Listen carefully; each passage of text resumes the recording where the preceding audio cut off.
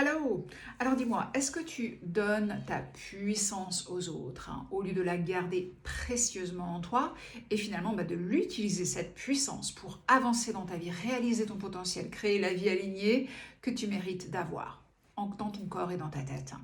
Aujourd'hui, je vais te donner 3 pistes pour savoir si effectivement tu donnes ton pouvoir sans t'en rendre compte.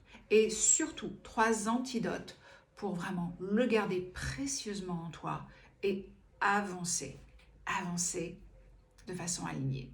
Ok, la première chose, si tu te dis, eh bien, les choses seraient différentes, si les choses étaient différentes, j'irais mieux, ou une sorte de version de ça, eh bien, tu projettes ce qui se passe sur les gens, les circonstances, l'état, le Covid, le boss, les enfants. Si mes enfants étaient plus des enfants sages, ça irait mieux. Si mon boss se comportait mieux, si mon conjoint avait plus de considération, si ceci, si cela.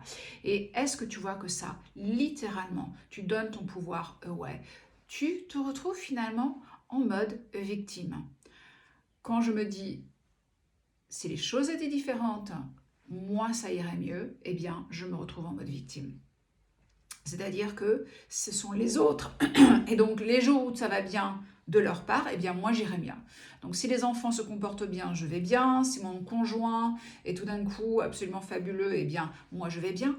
C'est vraiment la première façon de donner son pouvoir. C'est-à-dire que, pouf, je me retrouve impuissante.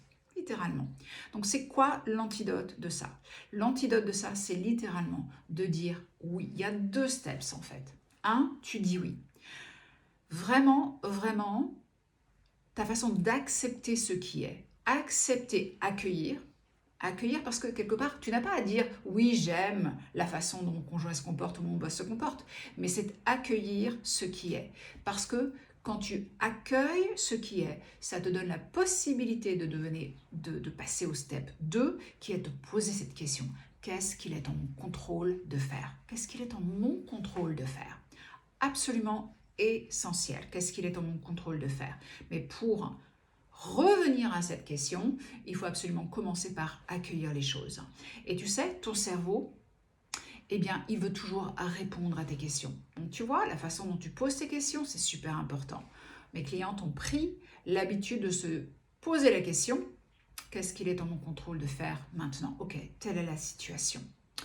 Et la deuxième chose, en fait, c'est justement, est-ce que tu essaies de tout contrôler? Parce que ça, c'est ta deuxième façon de vraiment donner ton pouvoir. Te retrouver, pouf, dans l'impuissance. Tu essaies de tout contrôler. Les circonstances, les gens. Trop, trop sur les épaules.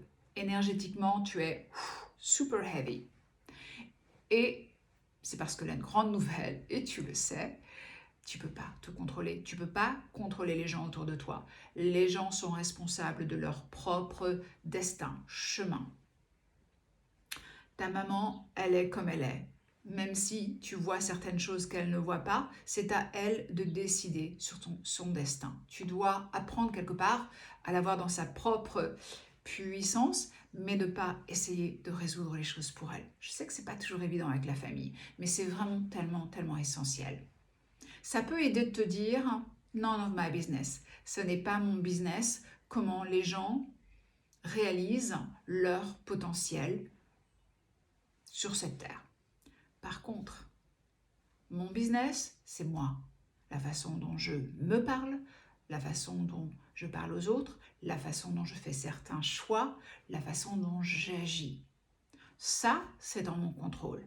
Donc tu vois, quand je reviens finalement à la question d'avant, qu'est-ce qu'il est en mon contrôle de faire? C'est quels sont les petits pas que je peux mettre en avant. One at a time. C'est tellement important parce que souvent, quand on veut réaliser quelque chose et qu'on ne se sent pas bien dans une situation, eh bien, c'est comme si on voulait, je sais pas, grimper le mont Everest tout de suite et arriver à la cime tout de suite. Eh bien non, il va falloir que tu empruntes le chemin un pas à la fois. Et je t'assure, c'est tellement puissant. Donc, qu'est-ce qu'il est en ton contrôle de faire, toi, sans essayer de changer les autres? Par contre, ce qui est absolument fabuleux et fou, mais tellement fou, mes clientes réalisent que quand elles changent elles-mêmes, quand elles se refocusent sur elles-mêmes, eh bien le monde autour d'elles change. Les gens changent. Même ceux et celles qu'ils ont essayé de changer, tout d'un coup, semblent plus ouvertes à sa façon d'être. Les circonstances qu'elles attirent semblent différentes. Évidemment, elles vont attirer des synchronicités, des opportunités, parce qu'elles ont changé quoi? Leur énergie. Tu as cette possibilité toi aussi, en essayant de contrôler que toi, ta façon de penser, d'agir, de changer les gens, de changer les circonstances, d'attirer à toi des circonstances beaucoup plus propices pour que tu avances. D'accord? Donc, ne contrôle que toi.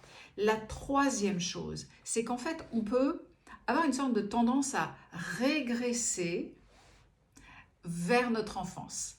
Alors, vraiment, une des circonstances où, si tu veux prendre le temps de le remarquer, où ça peut vraiment se remarquer justement, c'est en famille. Genre, tu es chez toi et tu retournes dans ta maison d'enfance, tu retournes dans la famille avec les parents, avec les frangins, frangines, etc. Et c'est fascinant parce que l'on peut tellement facilement régresser vers notre rôle, celui qu'on a pris eh bien, avec nos frères et nos sœurs, nos parents, etc. Moi, j'étais la petite dernière et quand j'ai commencé à prendre conscience de ça, je me suis rendu compte que je pouvais très facilement prendre le rôle de la petite dernière quand j'arrivais en famille. Ma grande sœur pouvait reprendre son rôle de la grande sœur qui gère tout, la petite maman. Mon frère au milieu prenait son rôle de frère au milieu, parlait pas trop. Et c'est fascinant. Ok, mais bon, on va rester au présent justement. Donc moi, le problème, c'est que on peut vraiment avoir tendance, à se retrouver dans des mécanismes d'enfance qui étaient là pour nous protéger. Notamment, peut-être que si tu es là, ça peut être un truc pour toi, c'est te retrouver la tête dans les placards ou dans le frigidaire à manger des gâteaux et puis terminer le paquet, etc. Des sortes de mécanismes que ton cerveau a mis en place pour te protéger. Par exemple, pour le sucre, dans les hypnothérapies que je fais avec mes clientes, souvent, ce sera pour protéger et donner quelques instants de « je me sens bien comme je suis ».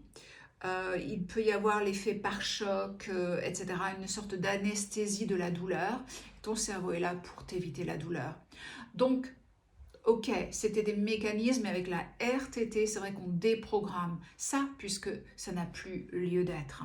Et justement, toi, ce que tu peux faire, je t'invite à dire un des mantras qu'on utilise pas mal pour mes clientes, c'est « ce n'est pas moi et ça ne sera plus jamais moi ».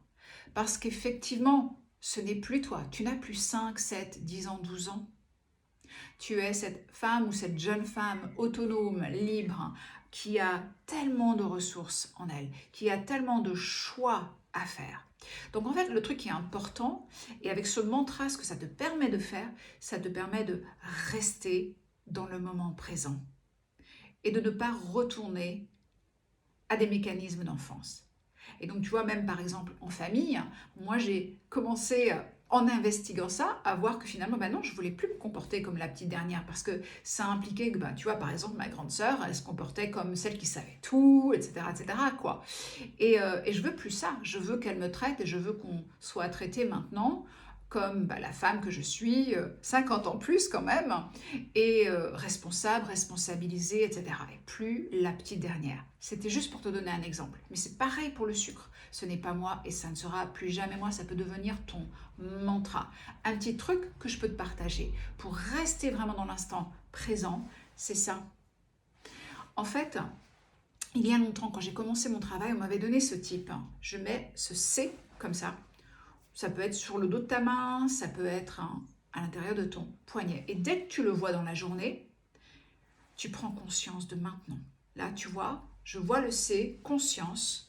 Je suis consciente, je suis en train de faire une vidéo, donc je suis consciente. Non seulement je fais la vidéo, à toi, mais je suis consciente de faire cette vidéo. Je suis consciente de mes fesses sur mon tabouret, de mes pieds sur le sol, d'être ici à l'île de Ré.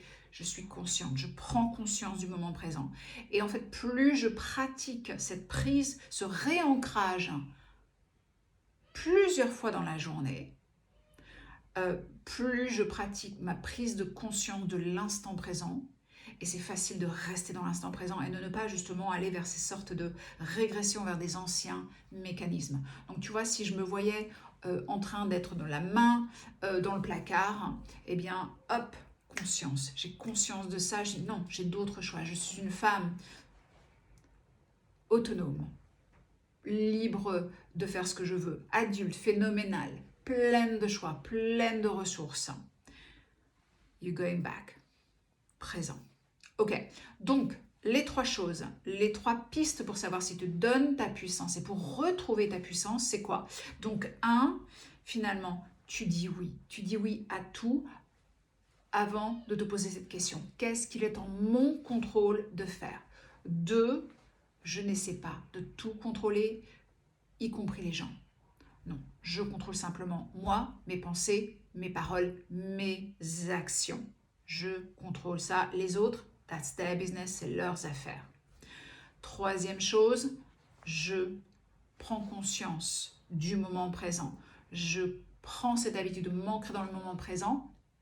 Et quand je me retrouve à faire quelque chose que je ne veux pas faire, eh bien, je dis non, ce n'est pas moi et ça ne sera plus jamais moi, parce que tu crées de nouvelles affirmations en toi.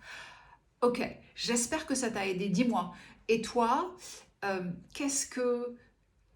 comment te rends-tu compte que tu donnes ton pouvoir, ou est-ce que une de ces 3 pistes, finalement, te parle plus qu'une autre, hein?